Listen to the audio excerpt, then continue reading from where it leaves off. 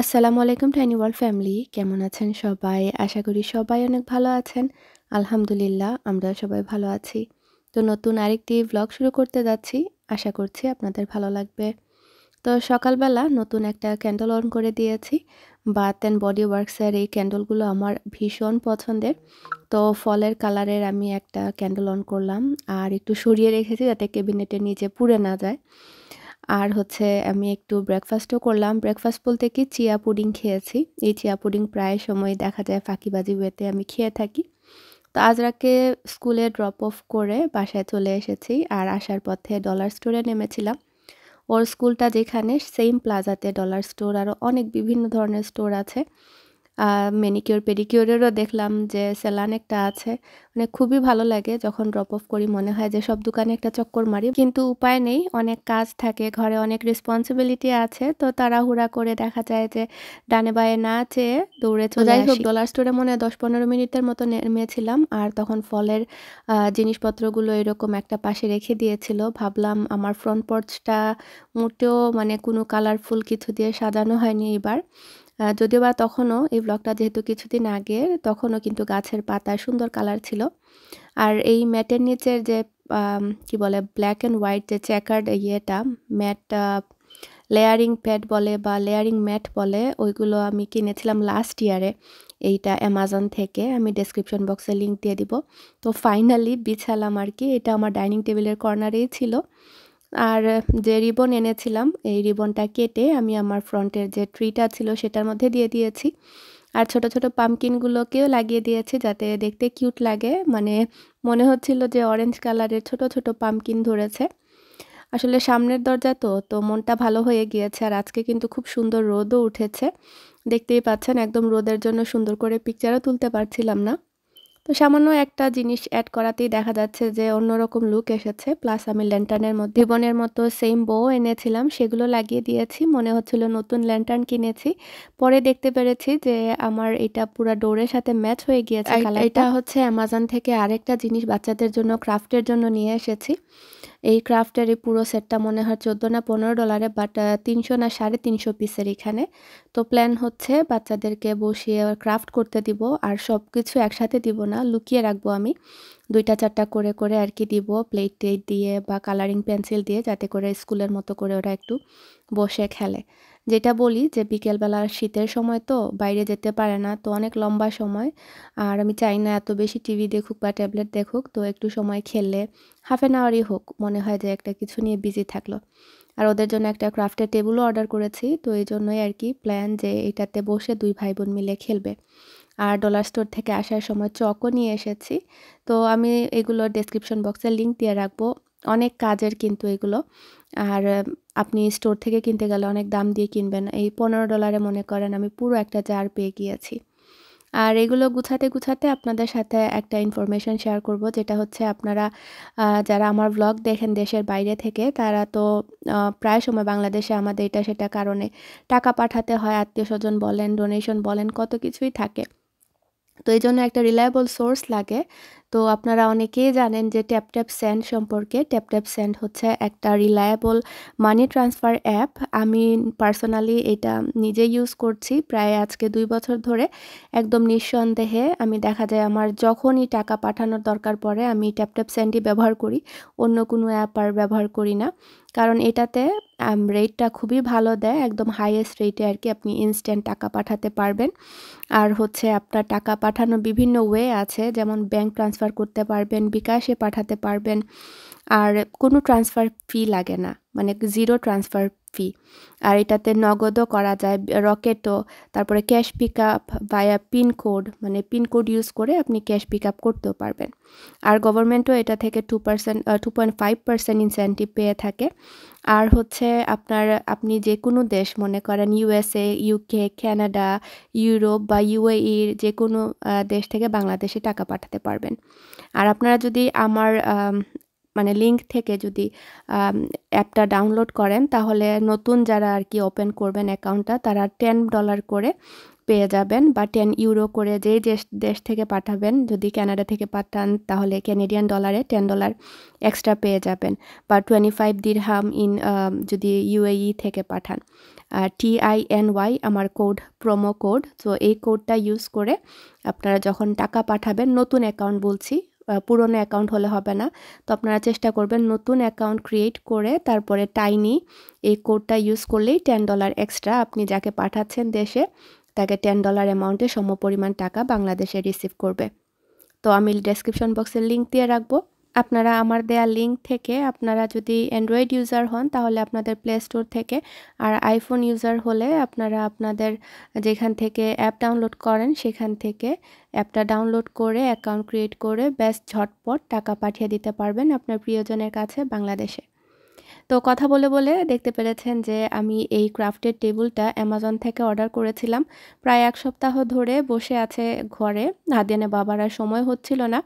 এদিকে ও বিয়েতেও যাবে, তো ভাবলাম যে বিয়েতে যাওয়ার আগে নিউ জার্সিতে আমার এটা বানিয়ে দিয়ে গেলে বাচ্চারা একটু বিজি থাকবে এটা নিয়ে।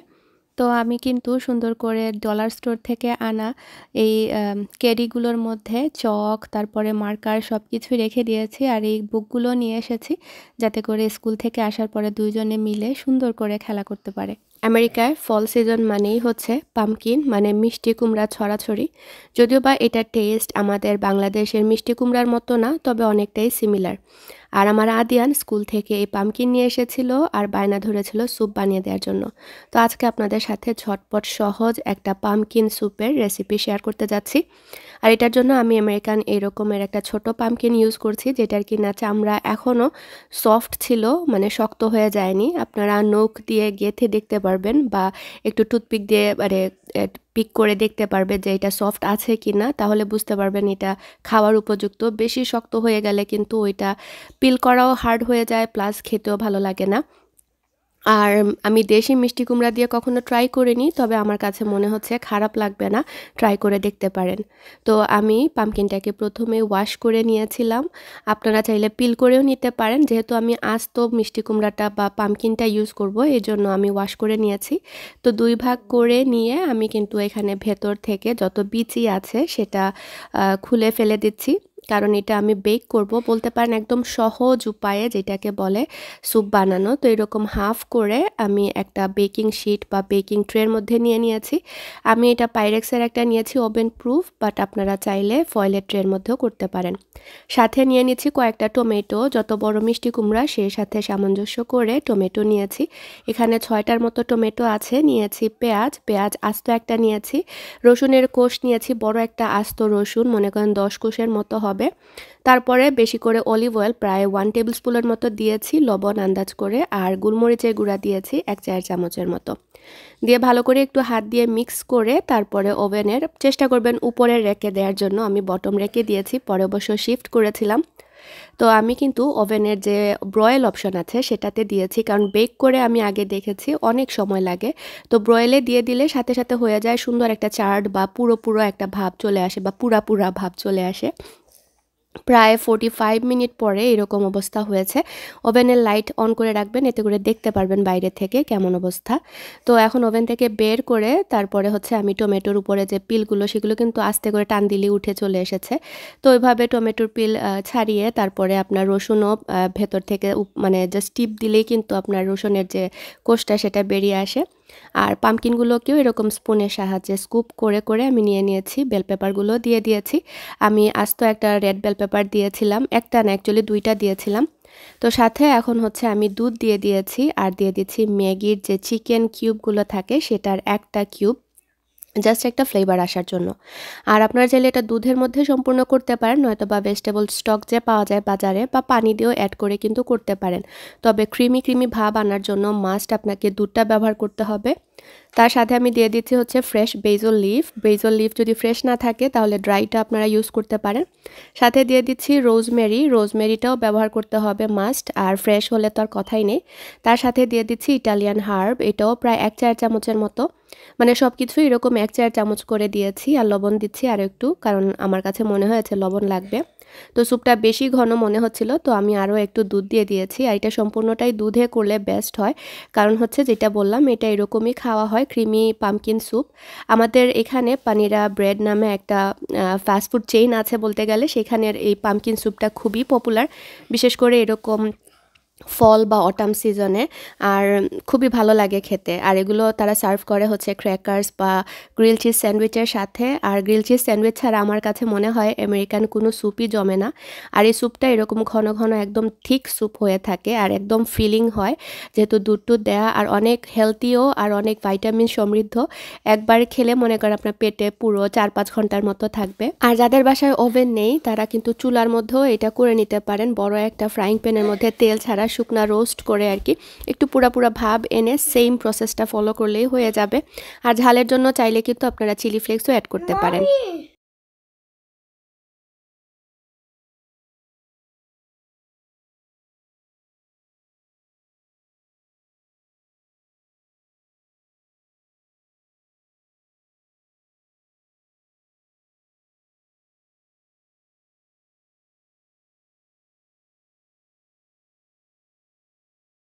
এত সময় তো দেখলেন আমেরিকান রেসিপি, এখন বাংলাদেশীর একটা রেসিপি শেয়ার করছি। এই মিষ্টি কুমড়া আমার গার্ডেনের যে ছোট ছোট কয়েকটা হয়েছিল, তার মধ্য থেকে ছোট ছোট ২টা আজকে দেখছিলাম যে পানি ছেড়ে দিচ্ছে এরকম আর কি, কারণ এটা একদমই কাঁচা ছিল বা কচি ছিল। তো এটা দিয়ে ভাজি করছি, আর এই ভাজিটা আমার খুবই ভালো লাগে। আর এখানে জাস্ট আমি পেঁয়াজ দেই আর শুকনা মরিচ দেই আর ২টা তেজপাতা দেই আর ৫ ফোড়ন দেই হাফ টিস্পুনের মতো। এই ৫ ফোড়নের টেস্টেই কিন্তু সুন্দর একটা স্মেল চলে আসে। মানে তেলটা গরম করে ৫ ফোড়ন দেই, শুকনা মরিচ দেই, তারপরে পেঁয়াজ লাল করে তেজপাতাও সাথে দিয়ে দেই আর হলুদের গুঁড়া দেই সামান্য, দিয়ে মিষ্টি কুমড়াগুলো কেটে এরকম দিয়ে দিই। এভাবে যারা কচি মিষ্টি লাউ এখনও ঘরে আছে, আমেরিকাতে যারা আছেন বা দেশের বাইরে, কিন্তু সবাই মোটামুটি এরকম মিষ্টি কুমড়া সংরক্ষণ করে থাকেন। সবার গ্যারাজে হয়তো বা কয়েকটা বসে আছে, ট্রাই করে দেখতে পারেন, খুবই ভালো লাগে। আজহার ঘুমের মধ্যে বলছে দুধুয়ে দুধুয়ে। তো লবণ দিয়ে নাড়াচাড়া করে ঢেকে দিলেই কিন্তু মজার একটা ভাজি হয়ে যায়। আর সবার শেষে ধনেপাতা দিয়ে নামিয়ে ফেলতে পারেন। তো আমি আজরাককে পিক আপ করে বাসায় যাচ্ছিলাম, আর দেখতে পাচ্ছেন তখনও কিন্তু পাতার রঙটা খুবই সুন্দর ছিল। আর আমাদের এন্ট্রেন্সের পাতা ঝরতে দেখা যায় অনেক সময় লাগে, আবার আমার ব্যাকইয়ার্ডে দেখতে পাচ্ছেন সব পাতা একদম পড়ে গিয়েছে। ডিপেন্ড করে আসলে এক একটা গাছ এক এক রকম, মানে ফ্রন্টের দিকের গাছগুলোর পাতা পড়তে একটু সময় লাগে। তো আমার আজরাক প্রত্যেক দিন আমাকে বলে, মামি এই পাতাগুলো কেন পড়ে না, আমাদেরগুলো পড়ে গেল। তো আমি বলি এই পাতাগুলোর শক্তি বেশি, স্ট্রং। কারণ পরে বলে, মামি এরা কি ভালো ফুড খায়? আমি বললাম হ্যাঁ, এরা ভালো ফুড খায়, এজন্য হচ্ছে ওরা স্ট্রং, এজন্য ওদের পাতা ঝরে না। আর এখানে দেখতে পাচ্ছেন ফালাক আজরাকের কাণ্ড, ক্রাফট করে একদম ১২টা বাজিয়ে ফেলে। কাগজপত্র কেটে কুটি কুটি করা, মানে তুলকালাম করে আর কি। ঘর যদি কেউ আমার অগোছালো দেখেন তাহলে বিশ্বাস করবেন, কারণ ঘর যখনই ক্লিন থাকে, প্রায় সময় যারা আমার বাসায় গেস্ট আসেন বলেন, ও বাচ্চারা কত ভালো, নোংরা করে না বা ক্লিন থাকে। আসলে রিয়ালিটি হচ্ছে যে ক্লিনের উপর থাকতে হয়, মানে গুছানো করতে হয়। আবার যেদিন গুছাই না, দেখা যায় যে আমার বাসার একদম উলটপালট অবস্থা, তখন নিজেরই হাঁটাচলা করতে কষ্ট হয়। তো একবার ভাবি থাক গুছাবো না, গুছিয়ে কি হবে, একটু পরে তো আবার নোংরা হয়ে যাবে। কিন্তু ওইভাবে তো থাকাও যায় না, একদিন পরে দেখা যায় আবারই ক্লিন আপ করতে হয়। তো যেদিন ভালো লাগে সেদিন পুরো বাসা একদম সুন্দর করে গুছাই টিপটপ করি, আর স্কুল থেকে আসার পরে আবার সেই অবস্থা। শীত আসাতে তারপরও মপটা একটু কম দিতে হচ্ছে, কারণ বাইরে যে যাচ্ছে না, নয়তোবা দেখা যায় যে আমার প্রত্যেক সপ্তাহে ২ বার কমপক্ষে। আম এখন অবশ্য ওইরকম এত বেশি বাইরে থেকে আনা মানে ময়লা দিয়ে নোংরা হয় না। আর এখানে ফালাকের স্কুল ব্যাগ এভরি নাইট আমার চেক করতে হয়। এত এত ক্রাফট নিয়ে আসে মাশাআল্লাহ। খুবই ভালো লাগে এর এত সুন্দর সুন্দর ক্রিয়েটিভিটিগুলো দেখতে বা আর্টগুলো দেখতে। তো আমি করি কি, আর্টগুলো যেগুলো নিয়ে আসে এগুলো ফেলতে তো কষ্ট লাগে। তো আমি পিকচার তুলে মেমোরিতে রেখে দিই ফেসবুকে বা আমার স্ন্যাপচ্যাটে, তো বড় হলে দেখতে পারবো। ওরা আবার স্কুল থেকে আপনার ইয়ে দেয় একটা ওয়েবসাইটের মতো, সেখানে আপনারা কিন্তু প্রিন্ট করে আনতে পারেন বা অনেক অ্যালবাম বানায়, বা অনেকে আবার করে কি ওয়ালের মধ্যে ফ্রেমের মধ্যে করে স্মৃতি জমা রাখে। তো দেখি আমার আদ্যানের কিন্তু অনেকগুলো আছে, দেখা যাক ফালাকেরগুলো কি করি। তো আজকের মতো এতটুকুই। আসসালামু আলাইকুম।